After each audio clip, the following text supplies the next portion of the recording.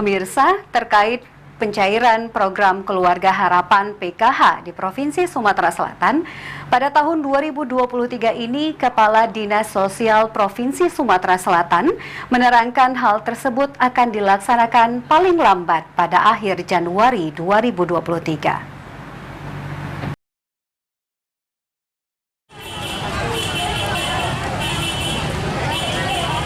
Terkait pencairan program Keluarga Harapan PKH di Provinsi Sumsel pada tahun 2023 ini, masyarakat di Provinsi Sumsel diminta bersabar.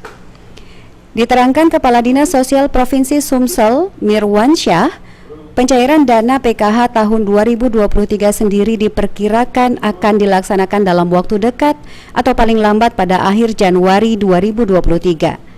Sesuai pemberitahuan dari pemerintah pusat, untuk besaran dana PKH yang diterima keluarga penerima manfaat KPM akan disesuaikan dengan variabel yang ada, seperti istri penerima tengah dalam kondisi hamil, memiliki anak yang masih sekolah baik SD, SMP, dan SMA, memiliki keluarga disabilitas, serta memiliki keluarga yang lansia.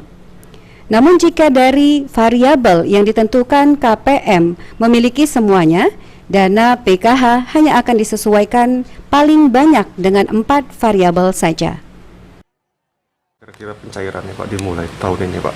Tahun ini biasanya perkiraan awal-awal Januari diperkirakan ini paling lambat mungkin akhir dari Januari itu sudah ada pemberitahuan dari pusat kapan akan disalurkan. Untuk besarannya Pak gimana Pak PKH? Untuk besarannya tergantung dari variabel.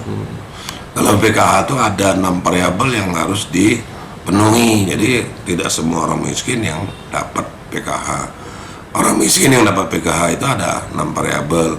Satu, istrinya sendiri hamil, dalam kondisi hamil, mempunyai anak sekolah SD, SMP, SMA. Terus selanjutnya mempunyai keluarga yang disabilitas 3, 4, 5, dan yang terakhir adalah mempunyai keluarga yang lansia.